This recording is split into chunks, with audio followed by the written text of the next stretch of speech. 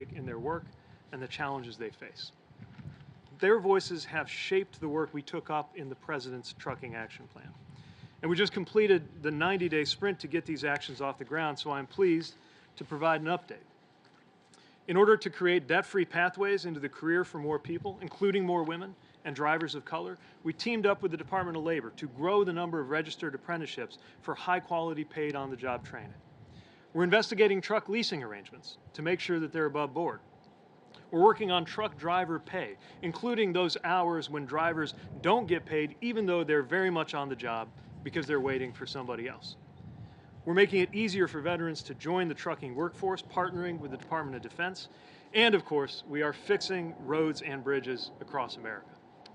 One trucker told me infrastructure is our workplace, and now we are enhancing that workplace thanks to unprecedented funding through the President's infrastructure law. And yes, that includes working with states to use that funding to build more safe truck parking because we know that that is such a central issue for truckers today. These actions are going to help us recruit more drivers and, just as importantly, retain them. To help keep down shipping delays, rein in the price of goods at a time when we're fighting inflation with everything we've got, and of course, supporting these essential workers is just the right thing to do. I'm proud of all we got done in this 90-day sprint, but I promise you to the trucking community, and I promise you, Mr. President, this is just the beginning. We're going to keep our foot on the gas to deliver for the drivers who deliver for us every single day. And you're going to hear more about that shortly. But now it's my pleasure to hand it over to a good friend, a proud Army veteran, an entrepreneur who served as a U.S. Congressman, Acting Secretary of the Army, and chair of a new Veterans Task Force, Patrick Murphy. Secretary Murphy.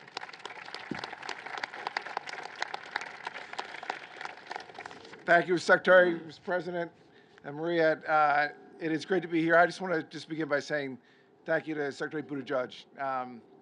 For our brother and sister veterans, he is truly one of the leading voices of the 9/11 generation. So, Secretary, thank you for your leadership and that introduction. And I also want to thank the White House National Economic Council for doing phenomenal work around task force movement, which we're here today to discuss and launch.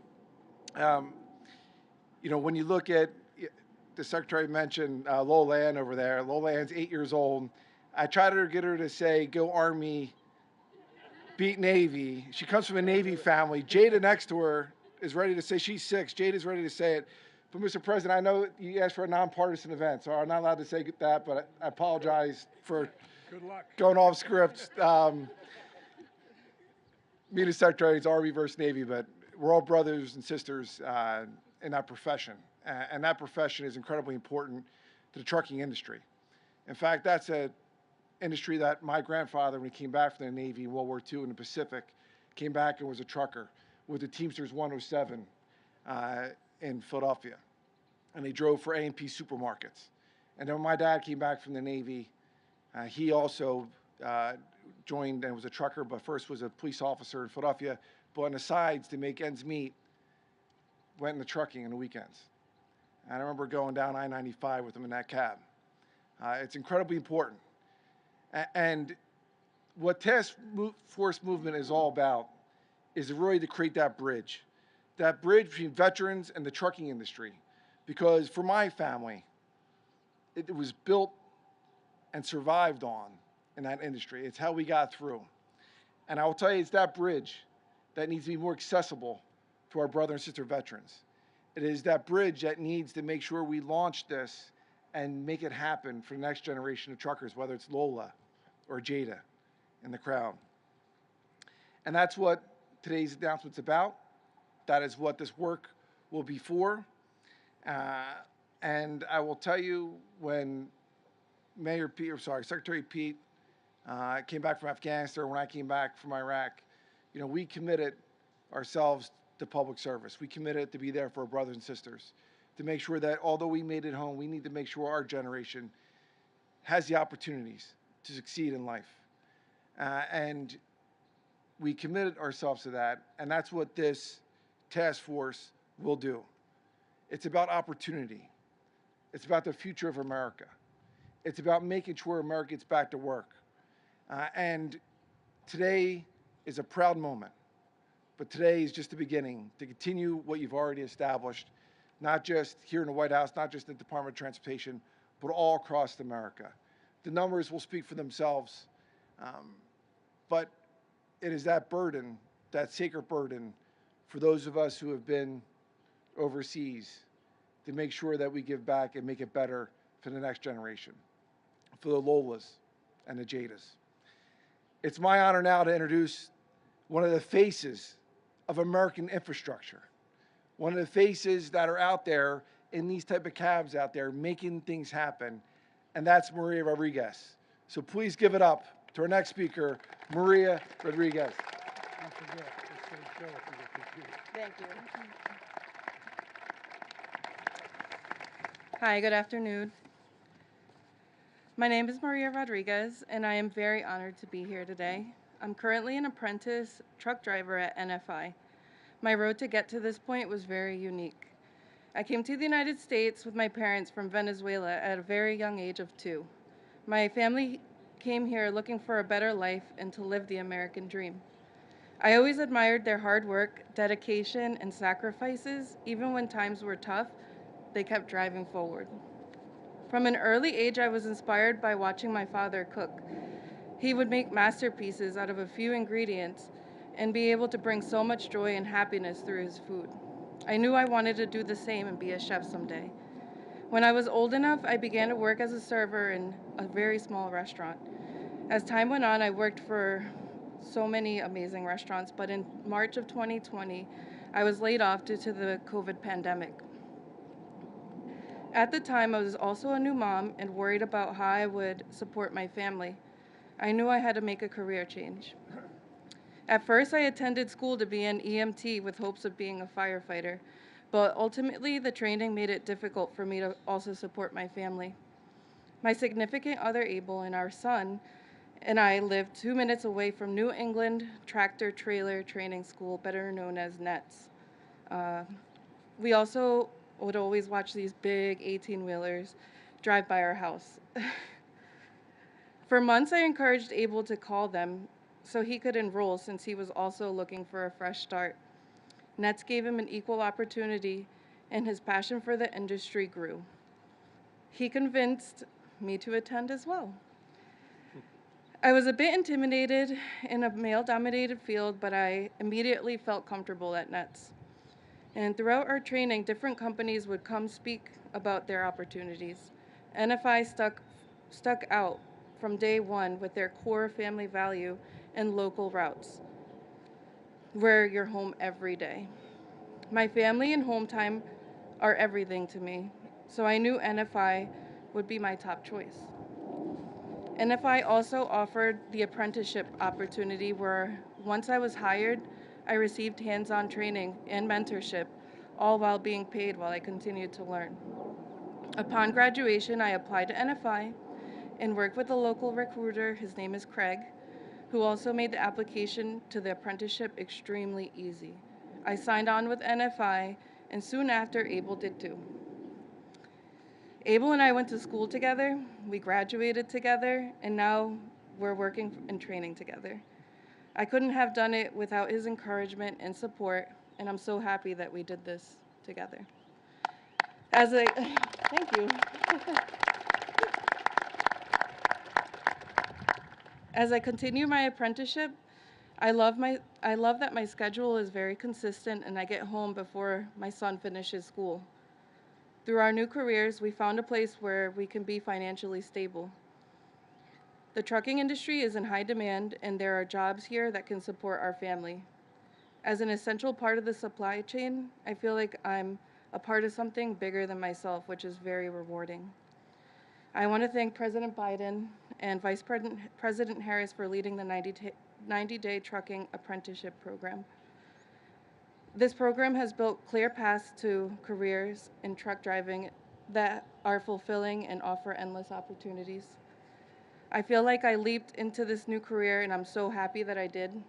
I hope that I can be an inspiration to other women who are thinking of joining the industry. I struggled to find a career, but I didn't give up, and now I'm a successful mom, daughter, friend, and truck driver.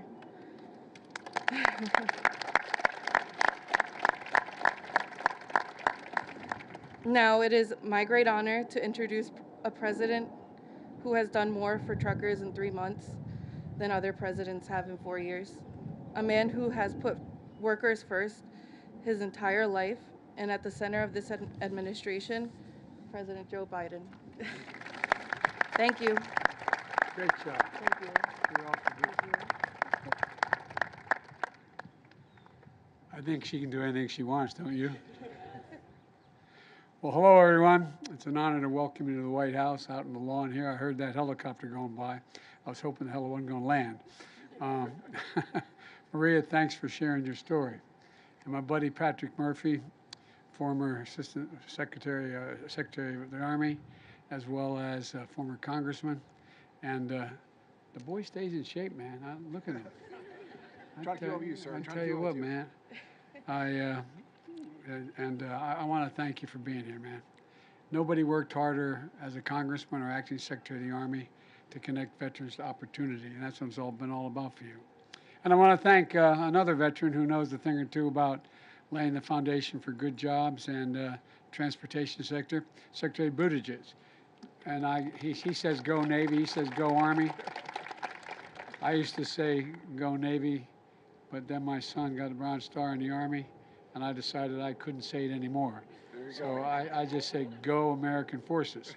Anyway, I also want to recognize he couldn't be here today, but Marty Walsh, the Secretary of Labor, and he's doing an outstanding job helping to lead this effort alongside Pete, Secretary Buttigieg. And I want to welcome members of Congress who are here today as well. Tammy, how are you, Tammy? Good to see you. Tammy Baldwin, by the way. And also Congressman Pete DeFazio. And Laura Underwood. Where's Laura? There she is, right there, right in front. Good to see you, Laura. And I want to particularly shout out to the new president of the Teamsters, Sean O'Brien. Stand up, man. I want him to see you. As they say in parts of Wilmington, Delaware, these guys brung me to the dance 35 years ago, 40 years ago. And also, I want to say a quick hi to a pal, and you've been a pal. Thank you for being here and getting things done. And in addition to all that, there's an outfit called, you probably heard of them, United Mine Workers. Yeah, well, they got the president here too. Mr. President, where are you? Where's he sitting? He was here. A lot of truckers, United Mine Workers. At any rate, folks, I spent a lot of time talking about the economy and the record-breaking economic comeback we're experiencing because of a lot of you sitting out there in those chairs. Today, I want to talk with people who are making the comeback possible.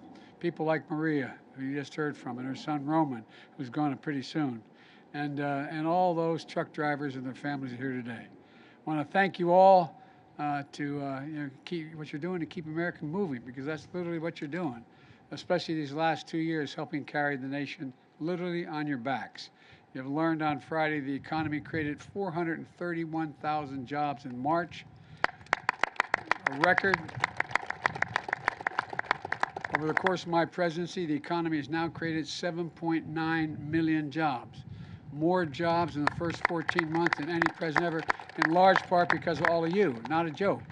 Unemployment's at 3.6%, down from 6.4 when we took office. The fastest decline in unemployment start of any presidential term ever recorded. And after a long stretch, Americans are back to work. Americans are back to work. An economy has gone from being on the mend to being on the move. And the economy we're building a strong economy. One where hard-working Americans can live with dignity, support their families, build a better life, and a better life for their children as well. All of you here today are people our economy should be built around, because you all are the people who literally make it run. That's not hyperbole. You literally make it run. I have nothing against investment bankers. They could all retire and nothing much would change. You all quit, everything comes to a halt. Think about it. I'm not joking. Think about it. Come to a literal halt. During the pandemic, a lot of Americans have been introduced to a term you all know well, and Pete used it, supply chains. A simple term. Supply chain is a journey, the journey of a product to get to a customer's doorstep. That's what it is. And during the pandemic, Those chains were interrupted. Factory closures around the world, not just the United States, around the world, caused backups and delays because of COVID. At the same time, because of the strength and speed of our recovery, Americans had more money in their pockets than they had in a long time. During the pandemic, they wanted to spend that money not on restaurants or vacations, which are now coming back as well, but on hard goods. They wanted home improvements, televisions, automobiles, things that had to be transported. The very products that slowed down by disruption of the supply chain. Demand was high. Supply was interrupted. And the recipe for higher prices and long delays. That's exactly what we saw not only here, but all around the world. So we knew we needed every tool at our disposal to address the problem. And the best way to do it was to invest in people who make the supply chain run. Trucking moves about 70% of all the goods in this country, 70%. And truck drivers are facing real challenges. The average driver waits 4.5 hours for their truck to be loaded and unloaded during an 11-hour shift, and 40% of their day. And they don't get paid for that wait time. Back in 1978, the average truck driver's pay was $34 an hour in today's dollars. Last year, it was $25 an hour, nearly a 30% decline. In this iconic American industry, it's getting harder and harder to raise a family with dignity and pride that you deserve. And it's no surprise so many drivers left their jobs. The workforce is getting older. Not that I am, but they are. I used to drive a truck. It's a long story. Anyway, it's getting hard. And I thought I was going to get to drive one of these suckers today. But anyway, it's another story, too. But look, it's getting harder and harder to recruit new drivers, particularly women and people of color, to an industry that this nation and our economy desperately needs at full strength. The good news is that since I took office, we've begun to turn things around. In fact, in 2021 was the best year for trucking employment since 1994. There are now 35,000 more trucking jobs than there were before the pandemic.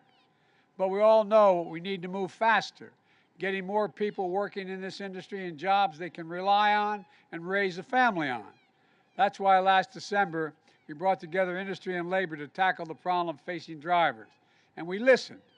And when we heard that there were long wait times in many states for people to get their commercial driver's license, their CDLs, we took action.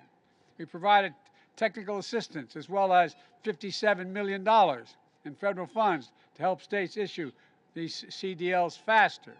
And I'm proud to report, because of Pete and others, so far in 2022, we're issuing CDLs at double the rate of last year, 120,000 in January and February alone. We also know that the key ingredient to getting and keeping more drivers was increasing training programs like the registered apprenticeships approved by the Department of Labor. Programs that allow aspiring drivers to earn while they learn, while making this essential job more attractive for potential drivers regardless of age, background, and gender. The program has proven to be improved safety and better working conditions and better pay and benefits. Typically, it takes about 8 months to create a registered apprenticeship program. But because of Pete and others in the Department of Labor, we're able to cut the red tape, and now it takes as little as 2 days. As a result, in the last 90 days, 100 major employers have launched new registered apprenticeship programs. UPS, Domino's, Pepsi's, Albertsons, and more, along with the trade associations like the American Trucking Association, the National Minority Trucking Association, the Food Industry Association, and others. What that all adds up to is a strong foundation for the work ahead, a pipeline of hardworking men and women from all backgrounds, highly trained and highly motivated to get behind the wheel, including a whole lot of veterans, thanks to the Veterans Trucking Initiative known as Task Force Movement by Patrick Murphy, led by Patrick Murphy. And by the way, I'd say parenthetically, if If you can handle a tank, if you can handle an armored personnel carrier, you sure in hell can handle one of these suckers. And an awful lot of well-known people also. The idea, I remember, I'm going to digress for 1 second. I got a commercial license because my dad used to run an automobile agency. And I used to have to go up to the body shop up in Philadelphia from Wilmington. And when they'd order a trailer or a cab, they'd sell the cab. And so I had to have a license to be able to drive it up and back. And so during the trucker strike years later, when I was a young senator, there was a guy who ran steel from Deemer Steel out to Ohio. And so I decided to ride out with him, see what it was like on the strike. And I was driving, going through Shiloh, Ohio. And his handle was Big 10. And remember, everybody, all the truck stops were being blockaded at the time during the strike. And he called and he said, Big 10 wanting to come in. I forget exactly how he said it. And the only woman truck driver I ever knew I met that day, she said, this is Big Mama, no room. Swear to God, true story. Swear to God. He said, I've got a United States Senator driving my truck. She said, I got the damn president in mind, so what? I'll never forget that. I was a very powerful guy. Anyway, that was the first woman trucker I met. But look, the labor and transportation departments are working closely with industry to tackle issues facing women in trucking, recruit and retrain more women drivers. So we can draw more Americans to work with increased wages, reduced wait times, and improved safety, and so much more. Folks, there's a heck of a lot more we have to do, a lot more we have to do. Secretary Buttigieg has laid out some of the steps we're taking to make these jobs more attractive for more Americans. And it's all centered around listening to you, the drivers. Look, we've got to keep it going. We're building a better economy around American manufacturing and American supply chains. And thanks to the infrastructure law, and it wasn't my law, it was a bipartisan, one of the few great bipartisan things we've done this year. We're making the largest investment in American roads and bridges since literally the creation of the interstate highway system. And that means a bright future for American trucking. This country will be counting on you more than it ever has. So you should be able to count on us to keep investing in you and your families. That's exactly what we're going to do. I'm looking forward to all the progress we're going to make together. I want to thank you all. Thank you for being here. Thank you for what you do. Thank your families, and may God bless you all, and may God protect our troops. Thank you, thank you, thank you. What do we do now?